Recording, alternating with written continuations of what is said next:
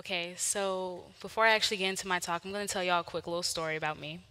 I want you to remember a little Desire, a beautiful little girl, who's in elementary school. And at this time, when I was that young, my grandma and my aunt would do my hair, and they would do my hair in these plaits slash twist type of braids in my hair. And at the end, they'll have these plastic colorful barrettes. And the girls in here know what I'm talking about. The ones where like when you shake your head, they'll hit your face and it'll hurt.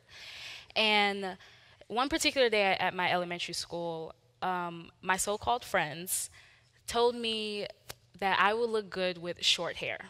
And of course, at that time, I used to seek the approval of my friends because there were certain things that I wasn't getting in my life at the time that I got from my friends. So whenever my friends would ask me to do something, I would do it. Whenever they would ask me to join or follow, I would automatically do it because I wanted them to still be my friends. I wanted to have friends at that point in my time in my life. And so a couple hours later, when I was on that yellow school bus, I decided to get a pair of scissors and I started cutting my hair. And I didn't cut one braid, I didn't cut two braids, three braids. Like I started cutting my hair Edward Scissorhand style. I had patches in my head. I cut off most of my hair. And when I saw what I've done, all I could think about was they said I'll look good with short hair. So I was just like, okay. And when I was in elementary school, my grandma had a job where she would come home at about 11 p.m. every single night. So she wouldn't see me at night. So I was basically in the clear during that night. Now, I didn't register that I'm going to have to see this woman in the morning. Like, I will have to see her later on in my life.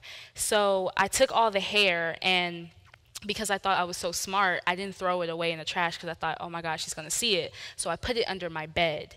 And somehow, some way, when she was cleaning, she swept it under and she saw my hair.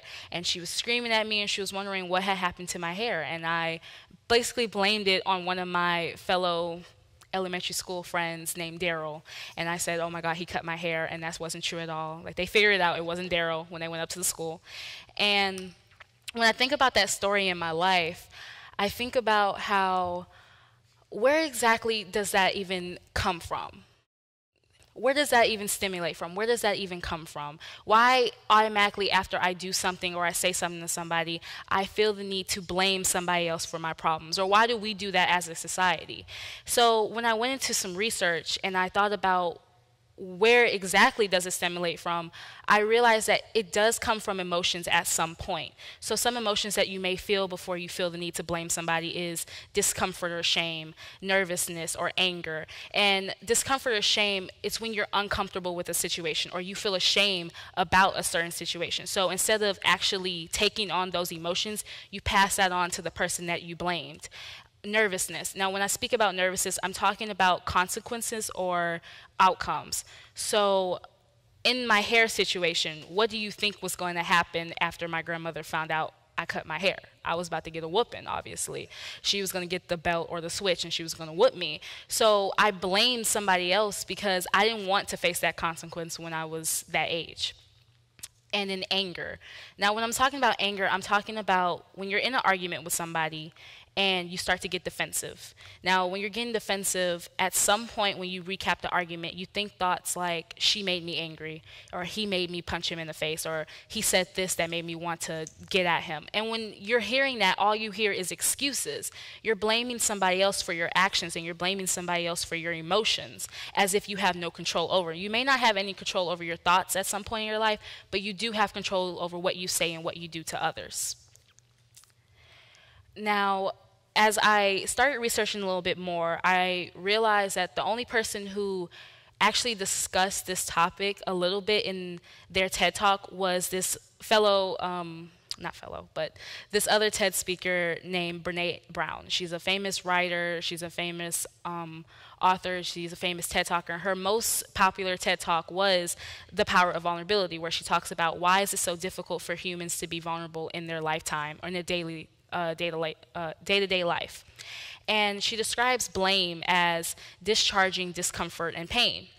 So all those emotions that I mentioned to you earlier, discomfort, shame, nervousness, anger, those are emotions that we don't necessarily want to feel. So we pass that on to the blamee, or the person who we're blaming. And then she describes accountability, which is a vulnerable process where you actually have to go through those emotions. So her example she used was being able to call somebody up and say, hey, like, I know I really hurt your feelings. Like, can we actually talk about this? I'm sorry for what I said. I'm sorry for what I did, and this, and that. You can't go through a vulnerable process without taking accountability for your actions and what you say and what you do. Now, I realized when I was having this talk that I couldn't just necessarily talk about where blame stimulated from. I had to talk about the options that we do have to actually stop blaming others for our problems. Now, option one would be communication, obviously. In order for you to even take accountability for your actions, you have to have a conversation with the person that you blamed or with the person that you were involved in the altercation with. Now, when I think about communication, I think about fake apologies. And y'all know what fake apologies are. I'm sorry that I hurt your feelings versus I'm sorry that you felt like I hurt your feelings.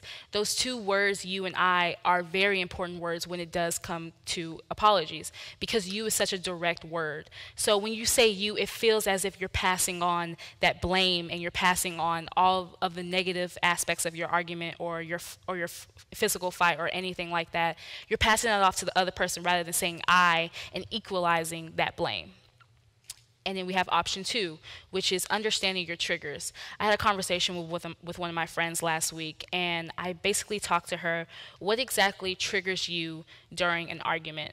Now, I'm not talking about your emotions. I'm saying what phrases, what words triggers you to where at some point in the argument you're thinking, this is not my fault anymore. Like, you're causing this argument to get even worse than it already is. And she said, I hate it when people come for my character. I hate when people try to lie on my name. I hate when people assume that they know me when they don't actually know me. That's what I hate. That's what triggers me during an argument. And so I asked her, what do you do after that? And she says, well, obviously I get defensive.